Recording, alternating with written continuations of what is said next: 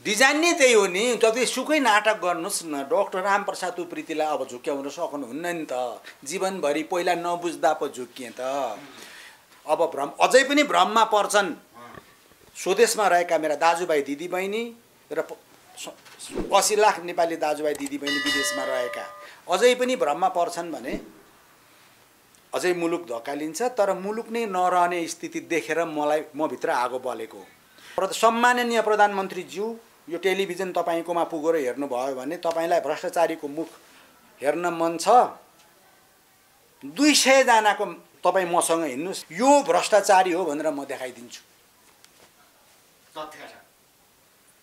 तथ्यका साथ। तपाईँ पनि अजम्मरी कहिल्यै नमर्ने होइन होला, म पनि त्यस्तो होइन होला। मरेर एक दिन गइन्छ। राष्ट्रघातको कालो टिको निधारमा नलागोस्, त्यसकारण ढिलो हुँदैछ। अझै खतरा के गरिदिनु भयो, पहिल्यै बाँडिसकेका थियो नागरिकता 30-40 लाखलाई, अरू उहाँहरू अब 1.5 करोडलाई बाँड्दै हुनुहुन्छ। जनयुद्ध सिद्ध भनेर नेपालीका छोरा मराउने, नेपालका संरचनाहरू ध्वस्त पारिदिने, नेपालीलाई गरिब पारिदिने, अनि हाम्रा ती छोराछोरी भाइ बहिनीहरूलाई चाहिँ बाध्य भएर विदेश धकेलिदिने। एमए पढ्या छन्, कोही बिए पढ्या छन्, 101 इन्टेलिजेन्ट भाइ बहिनीहरू छन्। विवश भएर कोरिया र गल्फमा रुँदै आफ्ना छोराछोरी त्यागेर छोडेर बाबुआमाको काख छोडेर उनीहरू त्यहाँ रुँदै काम गरेका छन्। यस्तो पारियो र एकचोटि मरिन्छ भन्ने थाहा पनि पाएको। त्यो भएको हुनाले डरले चाहिँ होइन। त्यसपछि अलिक पछि आएर त माओवादीमा जोडिएको मान्छे हो, गौरवशाली पार्टीमा। किनभने त्यो गौरवशाली पार्टीमा यस मुलुकका होनहार छोराछोरीहरू जोडिए। उनीहरूलाई जस्तो सिकाइयो, जसरी म भ्रममा परेँ त्यसै गरी भ्रममा परे। मान्छे काट्दै हिँडे, यो गरे त्यो गरे त्यो गरे त्यो गरे, सारा गरे। अहिलेको नेपालीले राजा महेन्द्रको कुरा, राजा महेन्द्रका कन्ट्रिब्युसनहरू बुझ्दैन र राजा महेन्द्रलाई मान्न सक्दैन भने त्यो नेपाली पनि होइन। वास्तविक हो। त्यो कुनै त्यो चाहिँ पढ्दै गरेको स्टुडेन्ट हो, कुनै पार्टीको क्याडरस हो भने झोले हो। सिधा कुरा। यति बोल्न पाउनको लागि कसैको भन्दा कम मेरो पनि योगदान छैन। त्यसकारण म डराउँदिनँ। होइन, राजा विरोधी मान्छे हो म। तत्कालीन पञ्चायती व्यवस्था विरोधी मान्छे हो र मैले देखेका नेताहरू चाहिँ मेरो भगवान जस्ता चाहिँ यिनीहरू चाहिँ हुन्, यिनीहरूले मात्रै देश बनाउँछन् भन्ने थियो। तर अहिले आएर के भन्नु? सर्लक्कै मेरो भ्रम तोडियो, भ्रम टुटो। राष्ट्रियताको कुरा गर्ने बित्तिकै अलिक राजा वीरेन्द्र यति पपुलर कि उहाँको पर्सनालिटीको अगाडि हाम्रा यो क्षेत्रका लिडरहरू त फुच्चे लाग्ने क्या। भारतका अधिकांशहरूलाई नेपालमा नागरिकता दिलाउनु पर्छ भन्ने कुरा अहिले मात्रै उठेको होइन। किन दिन भारतलाई? सिक्किममा किन दिनु परेको थियो? फिजीमा किन दिनु परेको थियो? ओलीले नि किन गर्नु पर्यो यो? अनि सबै सिकाकै उतैबाट छ नि त, पालन पोषणै उतैबाट गरेको छ नि त। नभए जेलबाट छुट्ने बित्तिकै उहाँ त्यति साह्रो शक्तिशाली कसरी भएर जानुभयो? तुलनात्मक रूपमा र योगदानको हिसाबले कुरा गर्नुहुन्छ भने सिपी मैनालीको अगाडि त उहाँहरू त तुलनै हुँदैन।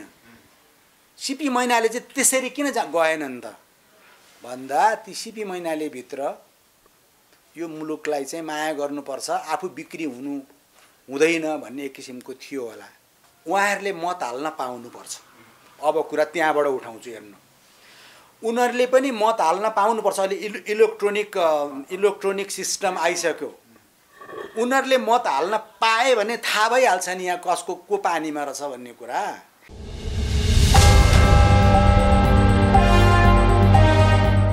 डाक्टर साहब स्वागत छ एकता टिभी नेपाल।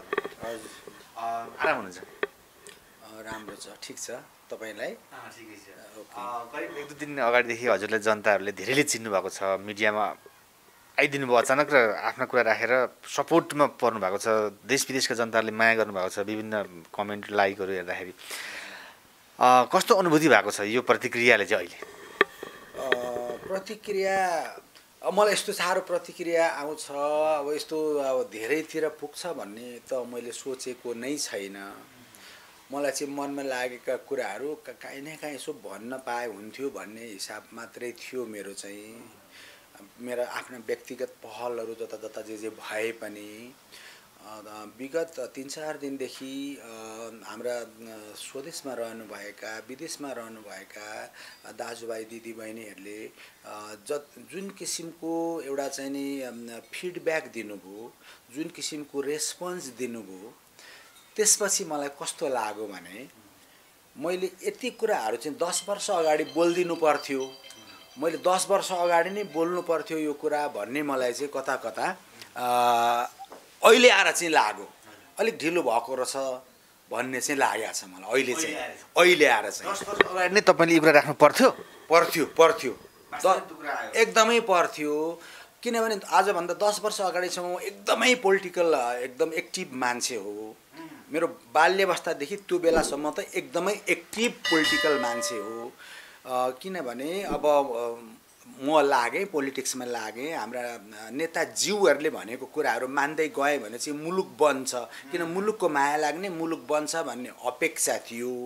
त्यो विषयमा मैले तपाईँका विभिन्न समाचार माध्यममा हेर्दाखेरि राजालाई गाली गर्दै आउनु भएको थियो। म राजा होइन, राजा विरोधी मान्छे हो म। तत्कालीन पञ्चायती व्यवस्था विरोधी मान्छे हो र मैले देखेका नेताहरू चाहिँ मेरो भगवान जस्ता चाहिँ यिनीहरू चाहिँ हुन्, यिनीहरूले मात्रै देश बनाउँछन् भन्ने थियो। तर अहिले आएर के भन्नु? सर्लक्कै मेरो भ्रम तोडियो, भ्रम टुटो, क्रिस्टल क्लियर मैले अहिले देखेँ। देख्न त मैले 10 वर्ष अगाडि देखेरै मैले छोडेको हो। अनि छोडे पनि अब म एउटा मुलुकको एउटा नागरिक भएर हिँड्छु, आफ्नो स्वविवेकले, आफ्नो सामर्थ्यले भ्याए अनुसार गर्दै हिँड्छु भनेर मैले कहिले कता आफ्नो सानो स्केलमा मैले गर्दै पनि गएँ। अब लकिली एकजना अब कसैले होइन अलिकति मिडियामा पनि जाने हो कि तपाईँ जस्तै अलमल भएका अरू दाजुभाइ दिदीबहिनीहरू पनि हुनुहुन्छ, उहाँहरूसँग पनि अलिक नजिक हुने हो कि तपाईँहरू जस्तै लाइक माइन्डेड मान्छेहरू अब जोडिँदै पनि जाने हो कि भन्ने कुराहरू आए। त्यसपछि म मिडियामा गएँ, एउटा टेलिभिजनमा इन्टरभ्यू दिएँ, तपाईँले हेरेँ भनिहाल्नुभयो।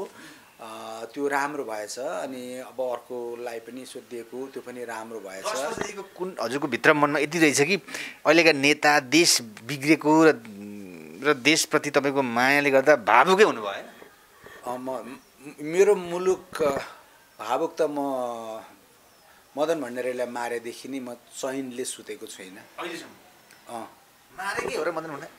अब कुरा भइसकेका छन्, मारेको हो। अब कतिचोटि दोहोऱ्याउनु त्यो बेलादेखि, किनभने एकदमै राष्ट्रवादीलाई मारियो भन्ने कुरा बुझियो। मुलुकलाई मारिनु भनेको चाहिँ मर्नु नै पर्ने हो कि भन्ने पनि बुझियो। एउटा एक किसिमको उसले चाहिँ भावुक हुन्थे, तर हिम्मत चाहिँ थियो नि त। फेरि म त बलभद्र, वीर अमरसिंह बलभद्रहरूको चाहिँ नि इतिहास पनि पढेको, राजा पृथ्वीनारायण शाह द्रव्य शाहका कुरा पनि पढेको र पृथ्वीभरिका तमाम देशभक्तहरूको कुरा पनि पढेको र एकचोटि मरिन्छ भन्ने थाहा पनि पाएको। त्यो भएको हुनाले डरले चाहिँ होइन, तर मदन भण्डारीज्यूको हत्या गरेका छन्, पोस्टमार्टममा छु, मारियो भनिन्छ, खोजिँदैन। तपाईँ आफै पोस्टमार्टम भएको मान्छे हुन् त, कुरा दोहोरियो, त्यसको लागि सरी, दर्शकहरूले बुझ्नुहुन्छ यो कुरालाई। भएकोमा तपाईँ विश्वास गर्नुहुन्छ कि मारिएकै हो भन्ने कुरा? मारिएको भन्ने कुरा त त्यतिखेरैदेखि भने, अहिले पनि भन्छु र बाँकी जीवन पर्यन्त पनि भन्छु र सत्य कुरा त्यही हो। पोस्टमार्टममा भएको डक्टरको नाताले पनि हो। वास्तविकता हो नि त त्यो त। वास्तविकता हो र मैले त्यतिखेरको आयोगलाई भनेको पनि हो।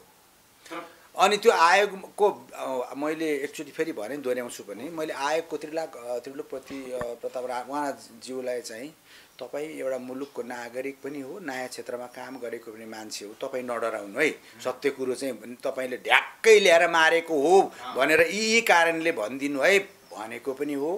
र यी सबै कुरा मेरा रिपोर्टमा छन्। तर सुनवाई भएन है?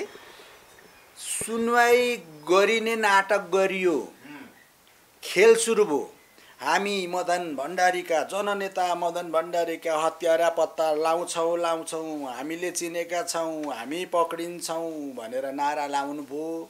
अनि त्यसकारण त्यो नारा यति पपुलर भयो कि उहाँहरूलाई चाहिँ धेरै मत दिए मान्छेले। त्यो आन्दोलन गर्ने क्रममा यस मुलुकका थुप्रै छोराछोरीहरूले शहादत प्राप्त गरेका छन्। मदन भण्डारीकोलाई मारियो भनेर होइन भनेर देशै जुरुक्कै उठो। तर त्यो हत्यालाई चाहिँ सत्ता प्राप्ति गर्ने सिँढी बनाइयो। मैले त्यो कुरा त बुझिनँ त्यतिखेर। मलाई के लाग्यो भने ट्राई गरिराख्नु भएको छ, सक्नु भएको छैन, निकालिहाल्नुहुन्छ नि उहाँले भन्ने चाहिँ मलाई पर्यो। तर उहाँहरूलाई निकाल्नु नै रहेन रहेछ, बरु काहीँ इभिडेन्स छन् कि ती लुकाउनु चाहिँ पर्ने रहेछ। त्यो त एउटा हजुरले जस्तै आफ्नो करियर डेभलपको लागि ठाउँ मात्रै राखेको रहेछ भनौँ। त्यही हो, त्यही कुरालाई लिएर अगाडि बढ्ने।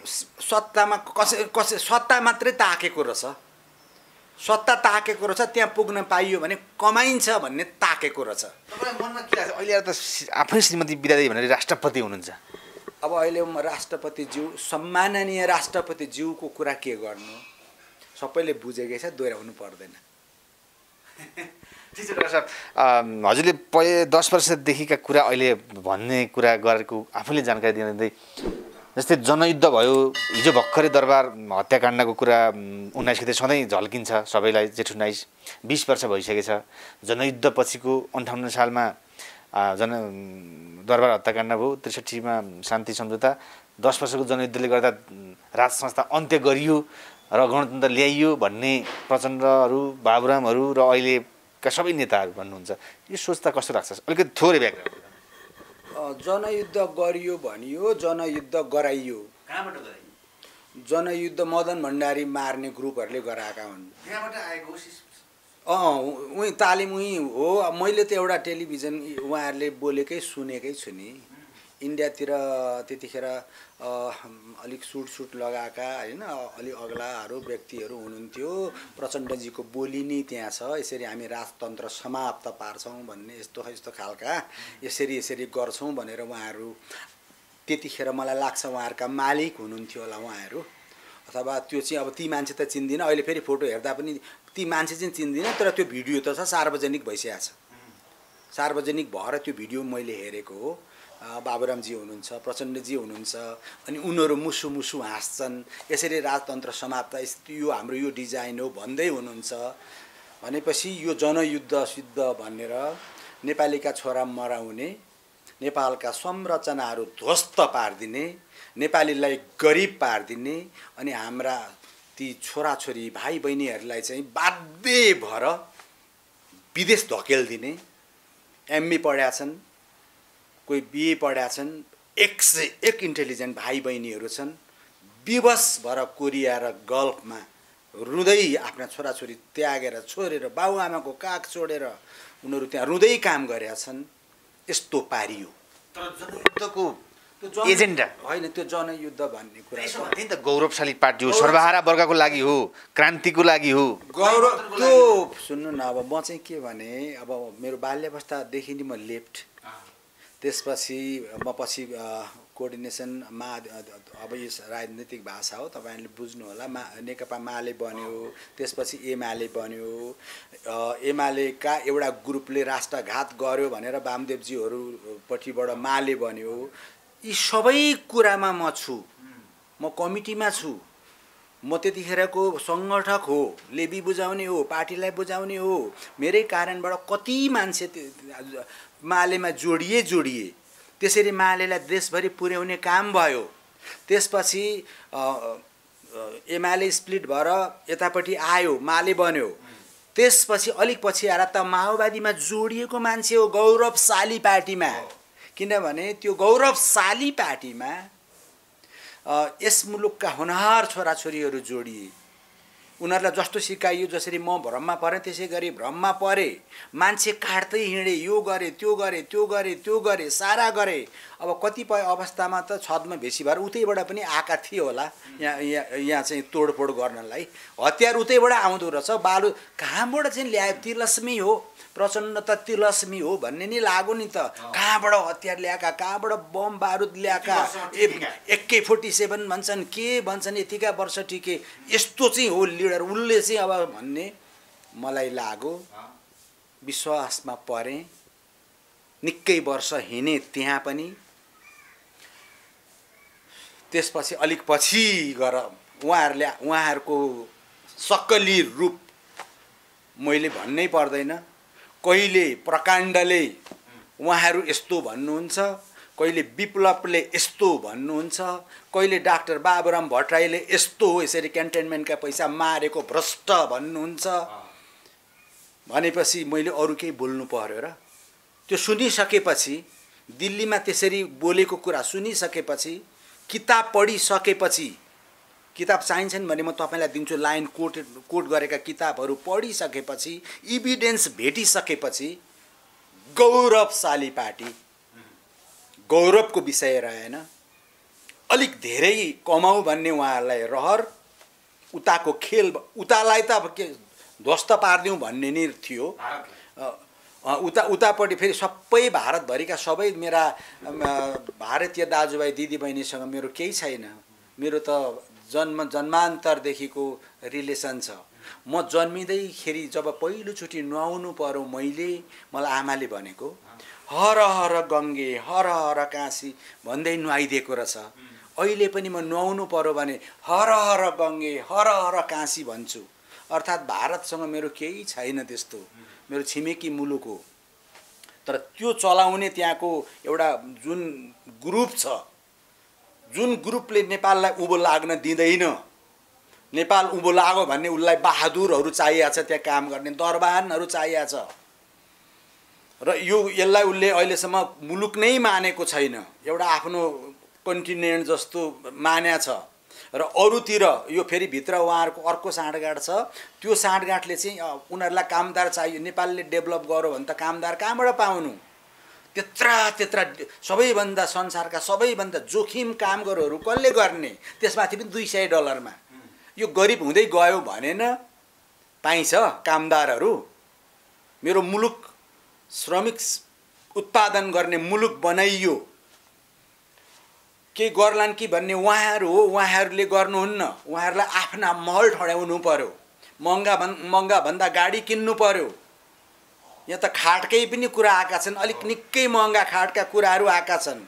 एक जोर जुत्ताले 10वटा टोयलेट बन्ने खालका जुत्ताकासम्म कुराहरू आएका छन्, शान सौकातका कुराहरू आएका छन्।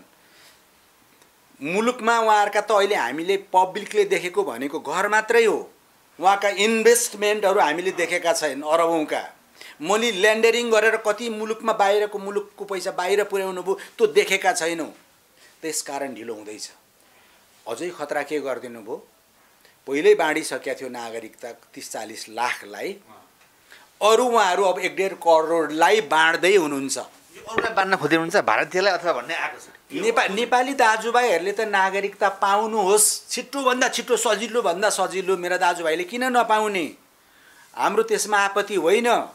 नागरिकता दिन खोजिँदैछ पारीकोलाई। दिन खोजेको हो यो डिजाइन नै त्यही हो नि। जतिसुकै नाटक गर्नुहोस् न, डाक्टर रामप्रसाद उप्रेतीलाई अब झुक्क्याउन सक्नुहुन्न नि त। जीवनभरि पहिला नबुझ्दा पो झुक्किए त। अध्यादेश जबरजस्ती ल्याउन पर्ने किन थियो? अहिले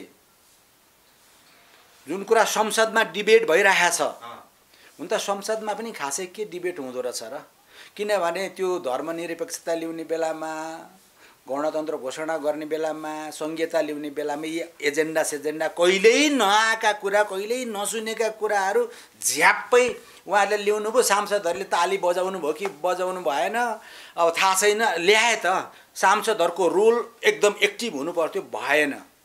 पछि अब हाम्रो गिरिजा प्रसाद कोइराला, उहाँलाई चाहिँ साह्रै राष्ट्रपति हुन मन लागेछ। अब प्रचण्डजीले त तिमी राष्ट्रपति, राजा चाहिँ फ्याँकौ उताको इन्स्ट्रक्सन छ। उहाँहरूको ल्याकतले चाहिँ फ्याँक्न सक्दैन। उहाँको ल्याकतले फ्याँकेको होइन, भ्रममा नपरोस्। उताको ल्याकतले, उताको प्रचार प्रसारले, उताको चाहिँ खर्च दाना पानीले राज संस्था फालियो। अनि म त्यतिखेर भैरवामा थिएँ, एक्जामिनर भएर गएको त्यतिखेर बल्ल राज संस्था गयो हो। बाफ रे बाफ रे बाफ रे बाफ, यो भनेर अनि ताली साली बजाइयो, खुसी भयो, गणतन्त्र आयो, टोस्ट गरियो साथीभाइहरूसँग, हे तेरिका ताली बजाइयो। त्यो बजाउने साथीहरू अहिले पनि छन्, धुरो धुरो रुँदैछन्। त्यतिखेर बुझिएन कुरा। अफगानिस्तानको राजतन्त्र सकेर मुलुक सके जस्तै, इराकको राजतन्त्र सकेर मुलुक सके जस्तै, सिक्किमको राजतन्त्र सकेर सिक्किम कब्जा गरे जस्तै मेरो मुलुक कब्जा गर्ने खेल परिसकेर छ मेरो राज संस्थामा मासेर। त्यसपछि अब राजा भनेको चाहिँ अब राजा पृथ्वीनारायण शाह, अब हामी पढ्छौँ होइन, यो मुलुक एकीकरण गर्ने महाराजा पनि भन्छौँ, महाराज धिराज बडा महाराज धिराज सरकार भन्छौँ। र मैले चाहिँ अब हाम्रो आफ्नो इतिहासको किताबमा पनि पढ्दाखेरि पनि अब पछि कस्तो लाग्यो भने कस्तो चाहिँ कति डिप्लोमेटिक, कस्तो चाहिँ मुलुकलाई माया गर्ने, कसैमा भेदभाव नदेख्ने होइन, एउटा चाहिँ अब त्यस्तो के त्यस्तो। अब त्यस्तो राजा, त्यो राजाको त्यो वंशज आयो, अरू बिचको वंशजहरू सबैको अहिले कुरा नगरौँ। राजा महेन्द्रको कुरा गर्छु। अहिलेको नेपालीले राजा महेन्द्रका कन्ट्रिब्युसनहरू बुझ्दैन र राजा महेन्द्रलाई मान्न सक्दैन भने त्यो नेपाली पनि होइन। यो कुरा वास्तविक हो। त्यो कुनै त्यो चाहिँ पढ्दै गरेको स्टुडेन्ट हो, कुनै पार्टीको क्याडरस हो भने झोले हो। सिधा कुरा। यति बोल्न पाउनको लागि कसैको भन्दा कम मेरो पनि योगदान छैन, त्यसकारण म डराउँदिनँ। सिधा भनिदिन्छु, राजा महेन्द्र जसले 10-12 वर्षको उमेरमा मुलुकलाई यहाँसम्म पुर्याए, त्यतिका धेरै उद्योग धन्दा रोजगारीहरू त्यतिका सृजना गरेर ल्याएर आफ्नो बोर्डरहरूमा पपुलेसनहरू ल्याएर पुर्याए। हिजो राजा वीरेन्द्र, राजा महेन्द्र इङ्ल्यान्ड जाउन् कि युरोपतिर जाउन् कि अमेरिकातिर जाउन्, त्यहाँका राष्ट्रपतिहरूले, त्यहाँका सरकार प्रमुखहरूले आएर जुन राजकीय सम्मान दिन्थे, संसारभरि चिनाएका थिए, त्यो बुझ्न जरुरी भयो। राजा वीरेन्द्रलाई बुझ्न जरुरी भयो। यही कुरा जोड्छु नि, जेठ 19 हिजो गयो, 20 वर्ष भयो, 2 दशक, अहिलेसम्म हत्यारा र यसो छानबिन हुन सकेन। किन त? त्योभन्दा अगाडि त मदन भण्डारीलाई नै मारेको नि एउटै त छ नि। त्यहाँ राष्ट्रियताको कुरा गर्ने बित्तिकै अलिक राजा वीरेन्द्र यति पपुलर कि उहाँको पर्सनालिटीको अगाडि हाम्रा यो क्षेत्रका लिडरहरू त फुच्चे लाग्ने क्या, फुच्चे लाग्ने। दिपेन्द्रले मारेको होइन त्यसपछि? कसरी दिपेन्द्रले मार्नुहुन्छ, कसरी मार्नुहुन्छ त्यो केही पनि होइन। त्यो मिथ्या गणना कुराहरू नसोचौँ अहिले हामी। कसले मार्यो? मदन भण्डारीलाई कसले मार्यो? त्यही कुरा हो। राजा दिपेन्द्रले मार्ने त सोच्दै नसोच्नुहोस्, कुनै हालतले हुनै सक्दैन। त्यो त कल्पनै नगर्नुहोस् न, कल्पनै नगर्नुहोस्। त्यति बेलाको उहाँको बाई नेचरले पनि सक्दैन। उनीहरू आमा बुवालाई कस्तो रेस्पेक्ट गर्नुपर्छ, भाइ बहिनीलाई कस्तो रेस्पेक्ट गर्नुपर्छ भन्ने कल्चर बुझेका मान्छे हुन्। बाबुआमालाई मार्दैन। सुन्नु, मैले त एकचोटि भेटेँ, कुरा पनि गर्दै, कुरा गर्दाखेरि नि म यस्तो प्रभावित भएँ कि हिसाबै छैन। दिपेन्द्रसँगै हाम्रो स्टुडेन्ट एउटा स्टुडेन्टको प्रोग्राममा बोलाएको थियो। मैले एकछिन बोल्दाखेरि उहाँको पोलाइटनेस, उहाँको जेन्टलनेस, युवाहरूमा बढ्दै गएको उहाँको प्रसिद्ध। 28-30 वर्षको एउटा युवा, पछि स्कुलमा पढ्दाखेरि नाचेको पनि हेरेको पनि सबै सारा कुरा साह्रै प्यारो क्या। मलाई भित्र मन पर्ने, तर त्यस्तो कुरा भन्न चाहिँ अलिक नसक्ने। म त अलिक कम्युनिस्ट हो नि त, अलिक म त लेफ्ट हो नि त, फेरि राजतन्त्र विरोधी हो नि त। कुनै पनि हालतले मार्नु भएन। अब के गरियो त भन्दाखेरि अब अर्को जत्था निक्लियो, बाबुराम जस्तो जत्था। अब ज्ञानेन्द्रले मारे भनेर अब उता अर्कोतिर भाइ मारा र दाइ मारा भन्ने लगाइदिए। नेपालीले त्यसो गरेपछि नेपालीमा झगडा पनि भयो। झगडा पनि भयो। किन त्यसो भन्छन्? अनि बाबुरामजी भनेको त उताको स्वार्थमा काम गर्ने मान्छे हुन् नि त, पहिल्यैदेखि नि। उसलाई त ग्रुमिङ गरेको मान्छे, त्यसरी ग्रुमिङ गरेका अरू पनि छन् थुप्रै। ऊ त ग्रुमिङ गरेको मान्छे हो नि त। उसलाई यो मुलुकको त एक छटाक पनि माया छैन नि त। माया कसैलाई माया थियो भने 17,000 मान्छे मार्छ र क्रान्तिको नाममा, मार्दैन नि। क्रान्तिमा सामान्य हो त भन्नु पऱ्यो नि, ढाँट्नु पऱ्यो नि त, जस्टिफिकेसन दिनु पऱ्यो नि त। उहाँले क्रान्ति गरेको थियो र क्रान्ति माओले गरेको थियो हिजो, किनभने त्यहाँ साह्रै जर्जर अवस्था थियो। क्रान्ति गरेर मुलुकलाई चाहिँ क्रान्ति सम्पन्न गरेर मुलुकलाई डेभलप गर्नुभएको थियो। माओले गरिसकेपछि तेङ सियाओपिङ हुँदै चाइना अहिले त्यहाँ पुग्यो। त्यो एउटा एक किसिमको क्रान्ति थियो। किन क्रान्ति थियो भने क्रान्ति सफल भइसकेपछि नमर्दासम्म माओ त्से-तुङसँग दुई जोर जुत्ता मात्रै रहेछन्, दुईटा कोट मात्रै रहेछन्। उहाँले सुतेका बेडहरू हेरियो, सामान्यभन्दा सामान्य। उहाँलाई पछि म क्रान्ति सफल गर्छु र धेरै पैसा कमाउँछु भन्ने सोचेको थिएन माओले। उहाँ माओवादका कुरा गर्नुहुन्छ, माओको कुरा त्यही हो। मार्क्सवाद लेनिनवाद माओ त्से-तुङ विचारधाराका कुराहरू आउँछन् यहाँ।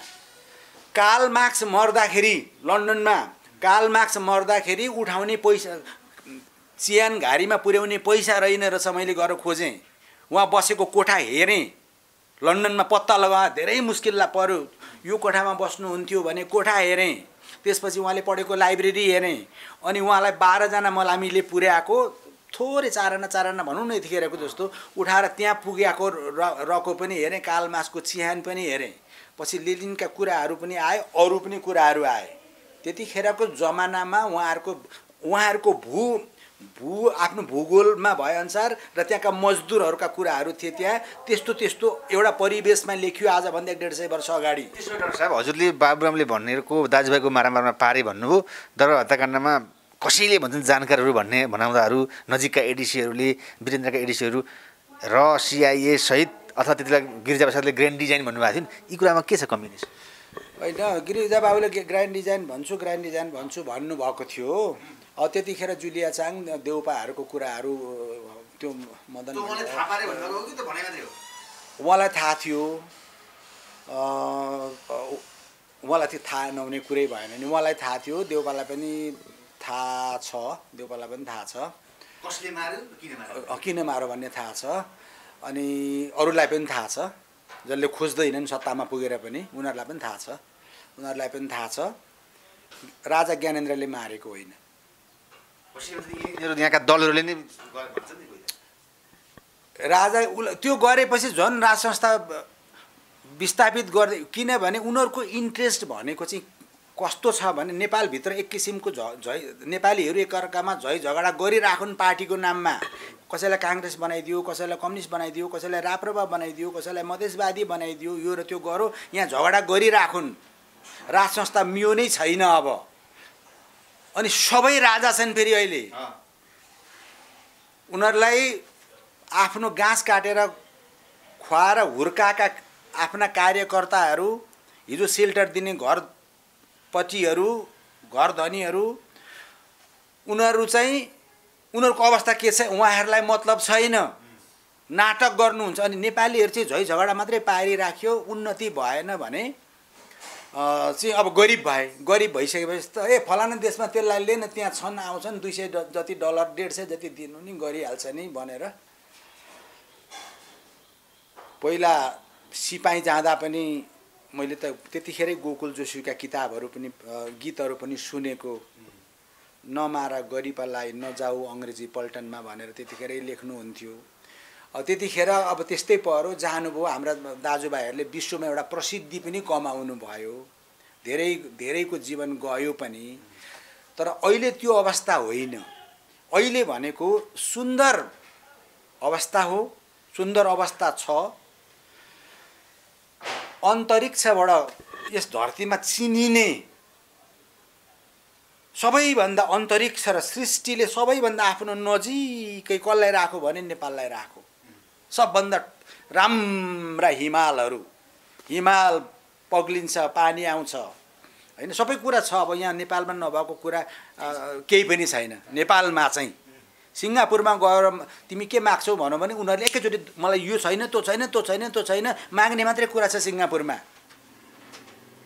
यही कुरामा अघि गरिएको थियो नि, दिपेन्द्र सरकारले होइन भन्नुभयो, तर हजुरले भेट्नु भएको रहेछ उहाँको शालीनता कुरा।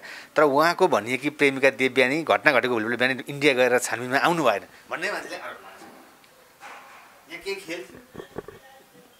अब त्यत्रो हत्याकाण्ड भइरहेछ, दिपेन्द्रसँग कुरा उठिराखेको छ, डर पनि भएन होला, मलाई पनि मार्छन् भन्ने भएन होला र त्यो एउटा बालक केटीलाई हामी त मुलुक छोडेर भागौँ, अब मार्छन् होला, राजा त मरे भने हाम्रो के गति हुन्छ भनेर मौका परेको भएर उड्न पाएको भए हामी नै छोड्थ्यौँ।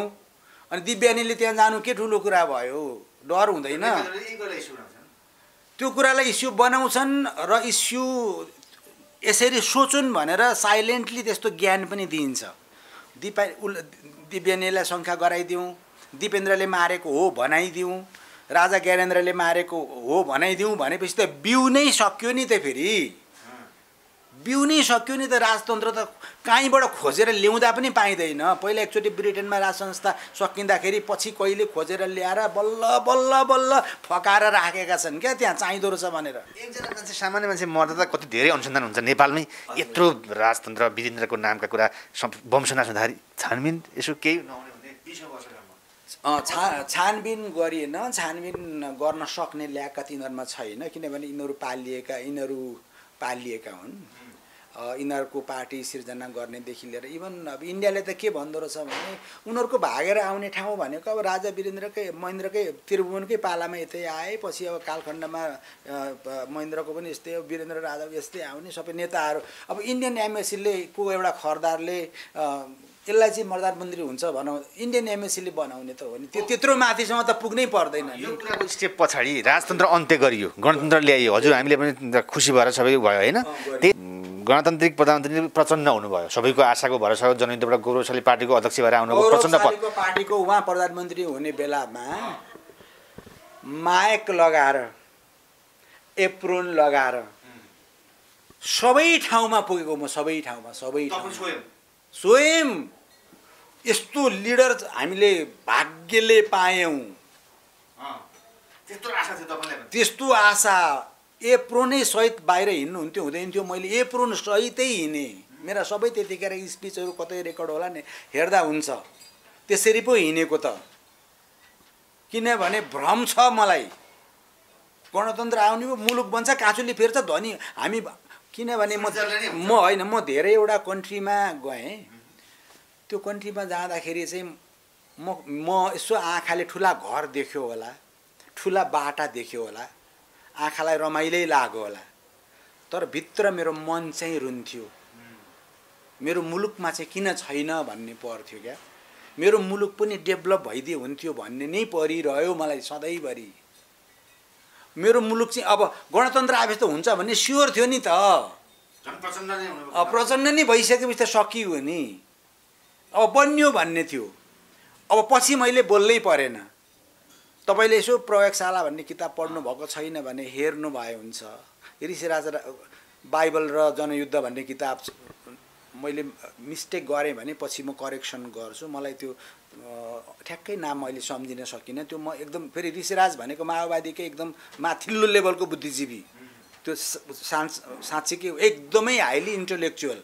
उहाँले पनि लेख्नुभयो जनयुद्ध र माओवादीको चाहिँ कनेक्सन, के अरे बाइबल र त्यसको कनेक्सन। अनि पछि डक्टर केबी रोकाए हुनुहुन्थ्यो। अब केबी रोकाएसँग पनि मैले चाहिँ एउटा मानव अधिकार वादी संस्था काउरास्ट भन्थेँ, त्यसको म सिनियर भाइस प्रेसिडेन्ट थिएँ। विष्णु पुकार श्रेष्ठ अध्यक्ष हुनुहुन्थ्यो र केबी रोकाए मेम्बर हुनुहुन्थ्यो। त्यतिखेर त केही भन्नु भएन। पछिल्ला दिनहरूमा उहाँलाई पनि जन्मभूमिको चाहिँ माया लागेछ, मातृभूमिको चाहिँ उहाँलाई माया लागेछ।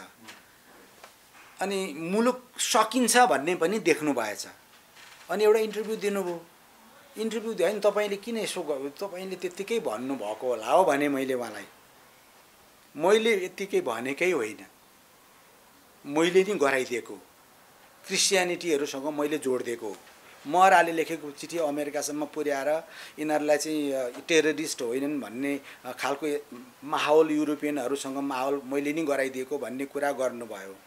जुन दिन यस मुलुकमा धर्मनिरपेक्षता घोषणा गरियो किर्ते किसिमबाट जाल झेलबाट टिपेक्सले मेटेर ती नभएका शब्दहरू मेटेर जुन दिन किर्ते पाराले घुसाइयो यहाँ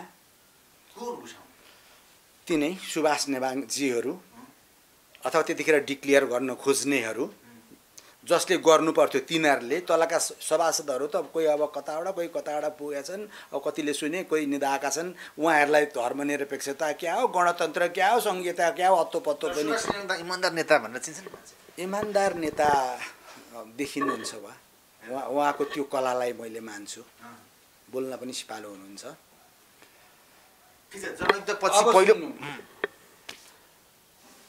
त्यसपछि एउटा यसो फिडब्याक ल्याउँ न त भनेर अर्कालाई देखाउन जनताको फिडब्याक पनि बुझाउँ न त जनमत सर्वेक्षण पनि गरौँ न त भनेर यसो बाँडे एक दिन कि 2 दिनको टाइम राखेर 100 अरब खर्च गरेर एउटा कागज निकाले एउटा संविधान नामक कागज निकाले त्यसमा मिति पनि राखेको छैन अरे भन्ने सुन्छु म 90% जनताले भोट गरेको संविधानलाई अनि त्यसपछि बाँड्दाखेरिको फिडब्याक हेर्नुपर्छ पर्दैन 80-90% मान्छेहरूले नेपाल चाहिँ हिन्दू राज्य नै हुनुपर्छ भनेको थियो किनभने त्यही नै हो त्यो मुलुकको फ्याक्ट चाहिँ त्यही नै हो हामी जन्मिँदा नुहारन हुन्छ त्यो पनि हाम्रो एउटा पद्धति हो मर्दा काजक्रिया हुन्छ त्यो पनि कल्चर हो वास्तवमा हिन्दू भनेको धर्म पनि होइन यो एउटा परम्परा एउटा संस्कृति एउटा संस्कार मात्रै हो क्या हिन्दू चाहिँ यो आदिकाल सनातिदेखि चल्छ सूर्यलाई पूजा गर्छ पिपलको बोट रोप्छ पिपलको बोटमा पानी हाल्छ गाई पाल्छ गाई पालेपछि जङ्गल चाहिन्छ अब धेरै कुरा छन् यो एउटा संस्कार हो आदि अनादिकालदेखि चल्दै आएको परम्परा हो त्यो मात्रै भन्दा हिन्दूलाई मात्रै भन्दा हामी बुद्धिस्ट पनि छौँ हामी किराँत पनि छौँ हामी प्रकृति पूजक पनि छौँ भनेर हाम्रा मुलुकमा धेरै यस्तो खालको परम्पराहरू छन् हाम्रो माटोका ती सबै हुन् ती सबैलाई मान्छु म अरूलाई पनि नमान्ने भन्ने छैन तपाईहरु आफ्ना आफ्ना धर्म तपाईहरु मान्नुस् तपाईहरुको धर्म तपाईका मुलुकमा त कोही जाँदैनन् खासै वास्ता गर्दैनन् धर्म अफिम सफिम भन्ने कुराहरू जुन लेखिए त्यो चाहिँ उनीहरुकै बेलाका उनीहरुको त्यतिखेरको धर्मले गरेका शोषणको कारणबाट लेखिएका कुराहरू छन् त्यो तपाईको मुलुकमा म धर्म परिवर्तन गराउन पनि आउँदिन हामी कन्भर्ट गर्नुलाई पाप मान्छौं त्यो गर्ने हुँदैन भन्ने मेरो मान्यता हो तपाईहरु आफ्ना आफ्ना धर्म चाहिँ मान्नुहोस् तर पृथ्वीमा एउटा मात्रै राष्ट्र छ मेरो पहिचान हुन सक्छ 1 अरब 1.5 अरब ती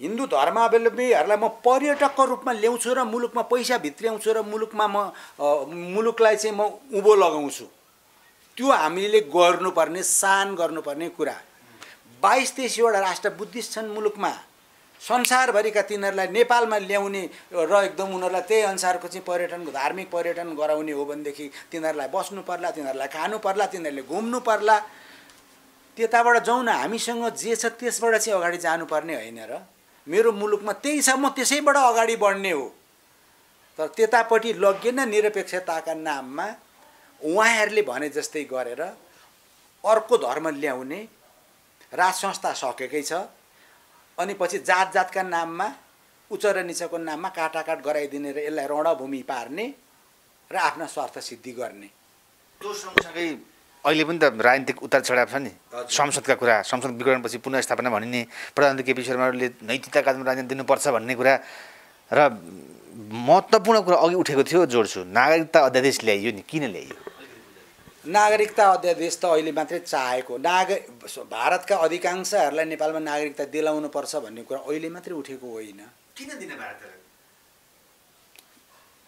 सिक्किममा किन दिनु परेको थियो फिजीमा किन दिनु परेको थियो ओलीले नि किन गर्नु पर्दैन अनि सबै सिकाकै उतैबाट छ नि त पालन पोषणै उतैबाट गरेछ नि त नभए जेलबाट छुट्ने बित्तिकै उहाँ त्यति साह्रो शक्तिशाली कसरी भएर जानुभयो उहाँ जेलमा बस्दाखेरि उहाँलाई शारीरिक यातना भयो मानसिक यातना भयो त्यो उहाँ योगदानलाई एप्रिसिएट गर्छु तर त्योभन्दा पनि ज्यान जोखिम पारेर दिनरात नभनिकन सङ्गठन बनाउने बाहिर बसेका सङ्गठकहरू थिए त। सुरेन्द्र पाण्डेहरू त्यसरी हिँड्नुभएको, मेरो कन्ट्याक्टमा आउनुभएको। प्रदीप नेपाल जहाँ भेट्यो त्यहीँ मारिदिन्थे उहाँलाई। त्यस्तै अरूको सबैको नाम अहिले लिन जरुरी छैन। देशभरि सङ्गठन गयो, ती मान्छे चाहिँ त्यसरी नआउने अगाडि तुलनात्मक रूपमा र योगदानको हिसाबले कुरा गर्नुहुन्छ भने सिपी मैनालीको अगाडि त उहाँहरू त तुलनै हुँदैन। सिपी मैनाली चाहिँ त्यसरी किन गएनन् त भन्दा ती सिपी मैनालीभित्र यो मुलुकलाई चाहिँ माया गर्नुपर्छ, आफू बिक्री हुँदैन भन्ने एक किसिमको थियो होला।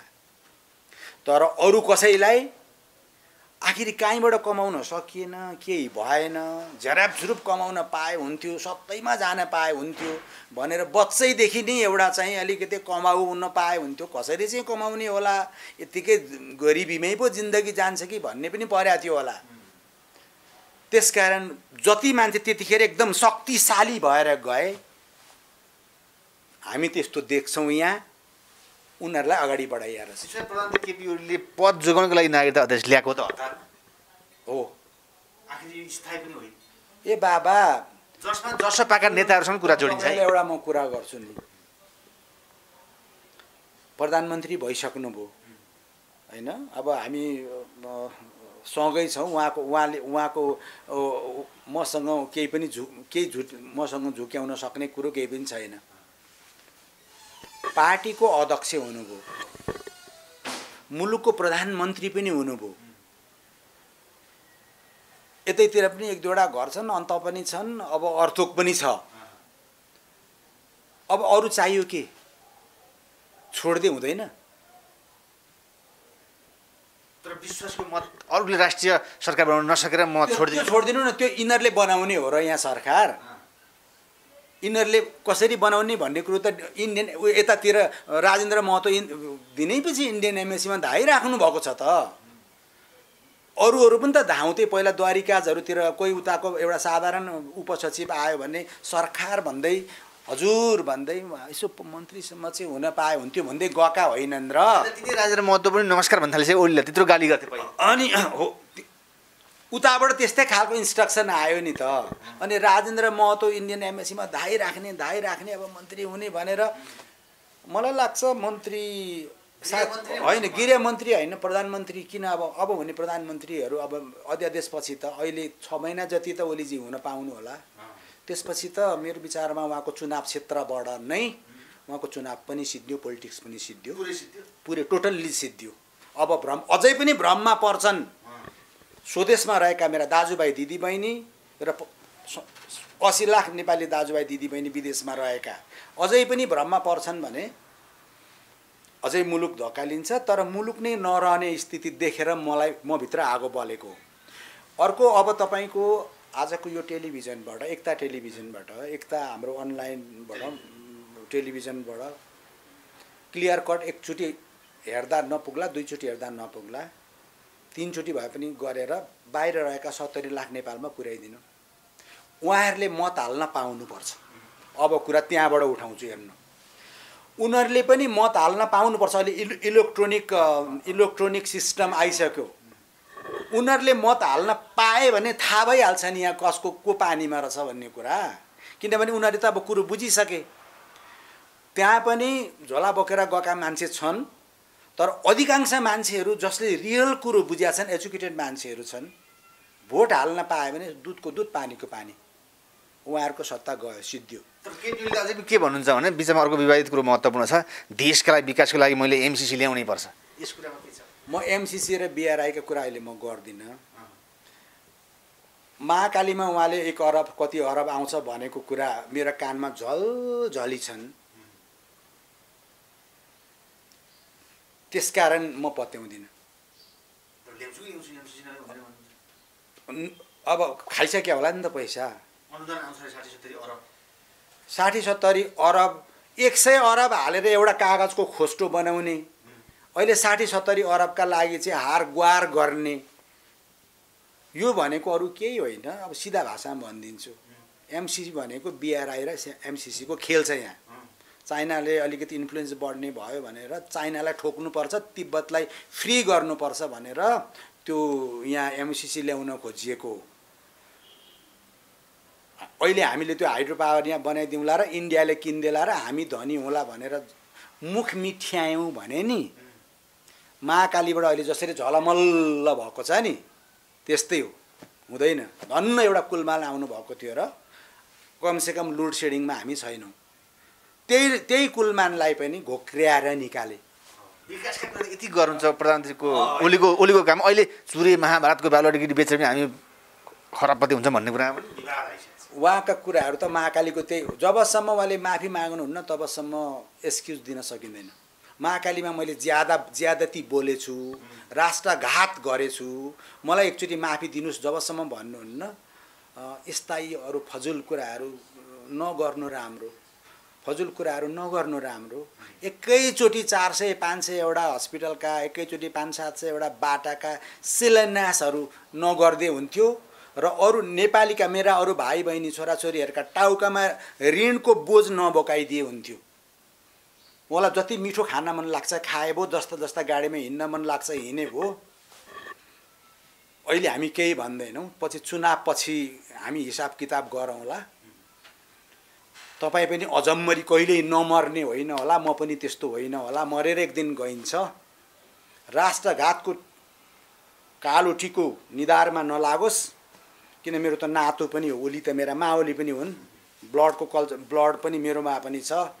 एउटा म भाइको नाताले, एउटा राजनीतिक आस्था राख्ने मान्छेले र साह्रै नै माया गरेको हो तपाईँलाई, मैले साह्रै नै माया गरेको हो त्यो मान्छेले भन्दैछु, राष्ट्रघातको टिको लाउनुभन्दा छोडिदिनुहोस् प्रधानमन्त्री। आनन्दसँग तपाईँको जसरी तपाईँको बुवाले, तपाईँको हजुरबुवाहरूले, आमाहरूले, मेरा मामा माइजूहरूले हरे राम हरे कृष्ण भन्नुहुन्छ, आध्यात्मिक जीवन आनन्दको जीवन बिताउनुहोस्, अरू केही नगर्नुहोस्। यसको मतलब अरू आउँछन् र गर्छन् भन्ने पनि छैन। त्यसकारण हामी विकल्प खोज्दैछौँ अहिले। अब कसरी जाने, कता जाने भन्ने कुराहरू अब म धेरै लाइक माइन्डेड मान्छेहरू, अब हामी नउत्रिने हो भने उनीहरूले फेरि सक्छन्।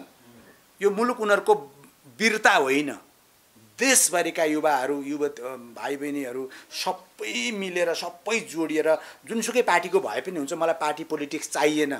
एकै ठाउँमा बसौँ, इलेक्सन होला, इलेक्सन भयो भने फेरि पनि दाजुभाइ दिदीबहिनीलाई भन्छु 2/3 नै दिनुहोस् है। फेरि संविधान चेन्ज गर्न सक्दिनँ। संविधान चेन्ज गर्ने 100 भन्दा बेसी सांसद हुन पाइँदैन, 10-15 जना भन्दा बेसी मन्त्री हुन पाइँदैन र ती सांसदहरू मन्त्री हुनै पाइँदैन। हामी प्रधानमन्त्री चुन्छौँ, प्रधानमन्त्रीले क्याबिनेट बनाउने हो, संवैधानिक राजतन्त्र मियोको रूपमा, देशको शान र मानको रूपमा राख्ने हो, सिंहासनमा राख्ने सेरिमोनियल हेड, ताकि अरू मुलुकका राजदूतहरूलाई यसो क्रेडेन्सियल्सहरू बुझाउँदाखेरि उनीहरूलाई पनि औ नेपाल भनेको हिजोको नेपाल मलाई चाहिएको छ त्यस्तो होस्। शपथ ग्रहण चाहिँ पब्लिकका अगाडि खाइने शपथ ग्रहणमा यो चाहिँ नभनौँ क्या र हौ, यो चाहिँ भनौँ क्या र हौ, त्यसो नभन्नु। तपाईँ यसो घरतिर आफ्नै घर परिवारमा गएका बेला जति जिस्किए पनि भयो, हामीलाई मतलब भएन। संसारभरिका मान्छेले हेर्छन्, विदेशीले पनि हेर्छन्, मानमर्दन गर्न पाउने अधिकार छैन। यदि यो मुलुकमा अरू कुनै शक्ति थियो भने त्यो हाँसी मजाक गरेको जुन शपथ ग्रहणमा छ उहाँहरूलाई कारबाही हुनुपर्थ्यो, उहाँहरूले माफी पनि मागेका छन् अहिलेसम्म। टङ स्लिप भो झुक्किए भनेको पनि छैन, थापै भनेपछि उहाँहरूले त मुलुकलाई, जनतालाई, सिस्टमलाई, संविधानलाई कहाँ मानेको रहेछ? मानेकै रहन्छ नि। हामी नै महाराजा, हामी नै शक्तिशाली, हामीले जे भनौँ त्यही नै कुरा हो पो भने रहेछ त। अनि हामी चाहिँ ठुलो बस्ने? प्रोफेसर डाक्टर रामप्रसाद उप्रेती त्यसरी बस्दैन। र म कुनले जोले यस्तो कुरा भन्नुहुन्छ म जोडिन मिल्न चाहन्छु। कृपया मलाई पनि लिदिनुहोस्, तपाईँ पनि आउनुहोस्, हामी सबै मिलौँ यो र त्यो। अहिले बातसात भन्ने कुरो छोडिदिउँ, यो मुलुक समृद्ध भइसकेपछि कुरा गरौँला। मुलुक समृद्ध भएपछि राजनीतिमा इन्ट्रेस्टै हुँदो रहन्छ। चाइनामा भिजिटिङ प्रोफेसरहरू धेरैवटा युनिभर्सिटीमा पहिला उनीहरू राजनीतिक रूपमा एक्टिभ थियो होला, अहिले राजनीतिको र पनि बुझ्दैनन् चाइनिजले।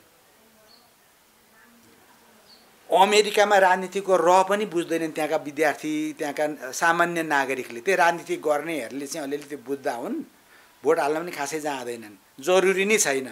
हामीलाई चाहिँ गरिब पारियो अनि हामीलाई चाहिँ राजनीतिक चाहिन्छ। फेरि तँ काङ्ग्रेस, म काङ्ग्रेस, चुनावमा कति खर्च गरिन्छ? एकचोटि चुनाव जित्नु पर्यो भने करोड खर्च गर्ने दिन आए यहाँ।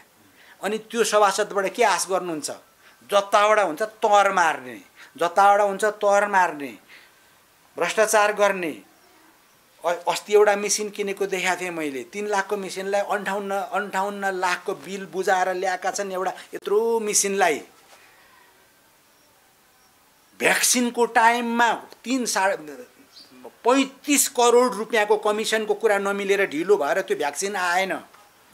आज मेरा दाजुभाइ दिदीबहिनीहरू मरेका छन्। आर्यघाटमा लाइन छ, त्यहाँ हस्पिटलमा आइसियु छैन, भेन्टिलेटर छैन। त्यतापट्टि जानुपर्ने हो कि होइन? हाम्रो सरकारले यदि भएको भए नेसनल एटेन्सन सबै अहिले कोरोनालाई भनेर आर्मी, पुलिस, विद्यार्थी उहाँहरूका चाहिँ हिजोका ती यत्रा जनवर्गीय सङ्गठन भन्ने छन्, पुरै उतारेर एक ढिक्का पारेर जसरी चाइनिजहरू खनिएर कन्ट्रोल गर्नुपर्छ कि पर्दैन? त्यतापट्टि उहाँहरूलाई इन्ट्रेस्ट छैन, त्यो गर्नु भएन। अब जसले भ्याक्सिनमा कमिसन खान खोज्छ भने त्यसले अरू कतिमा खाँदो? वाइट बडी भने यो भने उहाँले सिधै भन्नुभयो,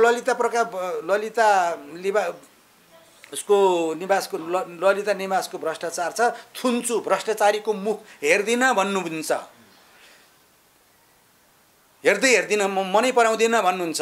सम्माननीय प्रधानमन्त्रीज्यू, यो टेलिभिजन तपाईँकोमा पुगेर हेर्नुभयो भने तपाईँलाई भ्रष्टाचारीको मुख हेर्न मन छ, 200 जनाको तपाईँ मसँग हिँड्नुहोस्, तपाईँको गाडीमा अथवा कसैलाई पठाउनुहोस्, यो भ्रष्टाचारी हो भनेर म देखाइदिन्छु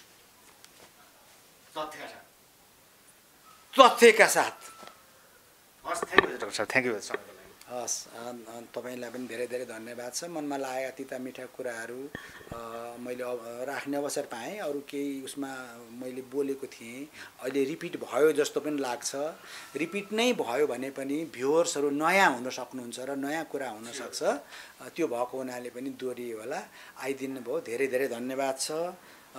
स्वास्थ्यको ख्याल गर्नु होला।